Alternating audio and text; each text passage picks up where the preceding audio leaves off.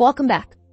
So far, we've learned a few built-in functions that Python has.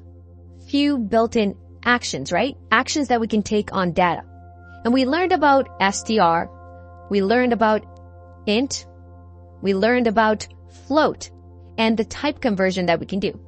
We also learned about type. We also learned about print. And these built-in functions in Python, well, there's a few of them. And I'll link to this resource, but there's not too many. As a matter of fact, we've also seen ones like ABS or round in our numbers video. So numbers had some functions that we can use, some built-in functions. Well, strings also has a very useful one called len, which stands for length. So as you guessed it, if I type in something like this and I print this out and I click run, I get 9 because it's calculating the length of the string. In our case, 1, 2, 3, 4, 5, 6, 7, 8, 9. The length of the string is 9. Now you have to be careful here because the length itself doesn't start at 0 as we've seen with indexes. Instead, it counts like humans do from 1. So a neat thing to do here is I can do something like this. Let's say that we have a variable greet that equals hello. Well, I can grab the greet variable, which is a string, and use string slicing to grab, well, the first and then go all the way until the end. Now the default already does this. If I leave it like this, it's going to grab hello. Oh, and make sure I add a bracket here. Let's click run. I get hello. Now, if I do 0 to length of greet, what does that mean? Well, if I click run, I still get hello because the length of greet is 9. Like so. Now, this length function is quite useful and we're going to use it a lot in this course. But I want to introduce to you the concept of built-in functions as well as what we call built-in methods. What does that mean? A built-in function had the syntax of the word that was highlighted in blue, and then we used curly brackets to perform some action on a data type. However, Python also has this idea of methods. And methods are similar to functions, but they are owned by something.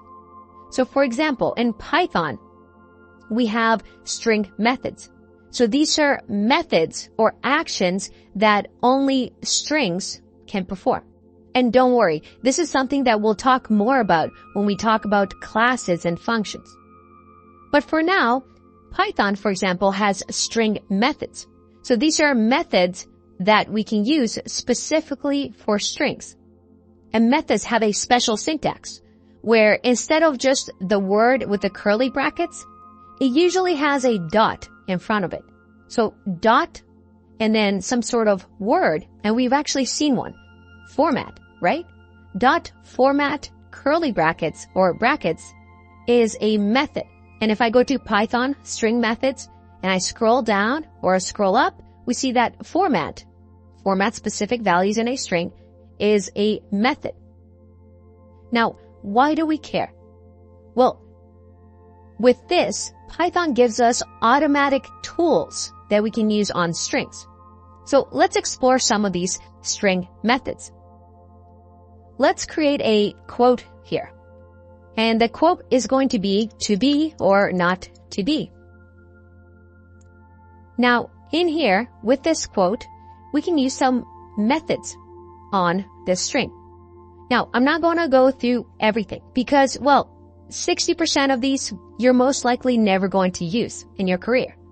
I'm going to go over the important ones that you'll see over and over again, but but I'll also link to this so that you can see this for yourself as a reference. Remember, as a programmer, your job is not to memorize this and read a language like you read a dictionary. Instead, is to know that this resource exists and it's for you to explore and learn as a specific problem occurs. But let's get back to the task at hand. One thing that we can do is to use the upper method. We use a dot and then type in upper and then the curly brackets. And luckily for us, our editor shows us that this actually exists because of the drop-down menu. So what happens now? If I print this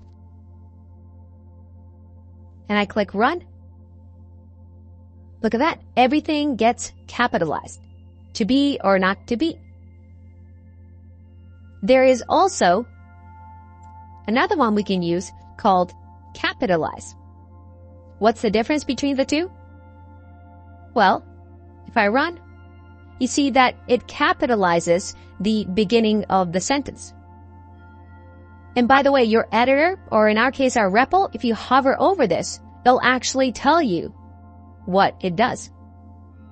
It returns a capitalized version of S. So whatever is to the left of the dot.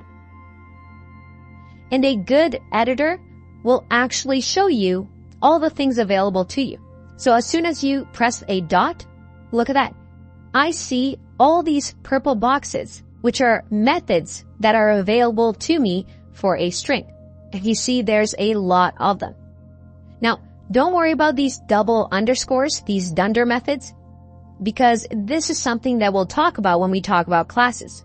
But you can see that you have different things that you can use. For example, you have lower. Instead of upper, it lowercases everything. What if I want to use find, for example? And find simply says, hey, does B exist in the code to be or not to be? And if I click run, well, it tells me that yes, quote.find has B and it starts at index of 3. So if I go to 0, 1, 2, and then look at that, 3. So we have find, which finds us the first occurrence of a piece of text. You also have things like replace, where I can replace whatever I give it as the first thing and then separate it to the second thing. So you can see over here, it tells me old and then comma, new. And I can replace this with me.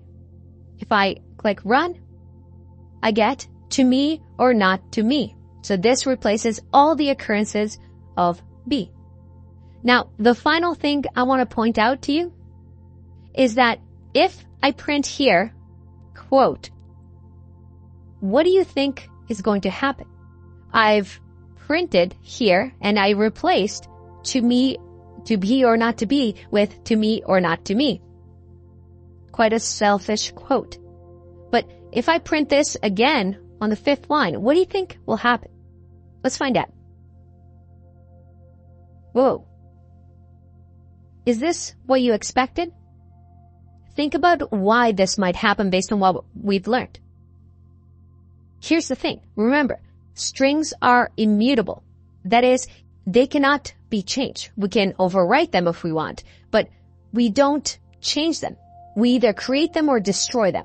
In our case, when we do quote.replace, to me or not to me, it's creating a new string. Now, we're not assigning this string to anything. So eventually after we print it, we remove it from memory. But if I do something like this, where I have quote 2 equals quote.replace, and I print quote 2. Well, in our case, we're creating a whole new string. We're creating a string, but we never modify the original string because it's immutable. So that quote always stays the way it is.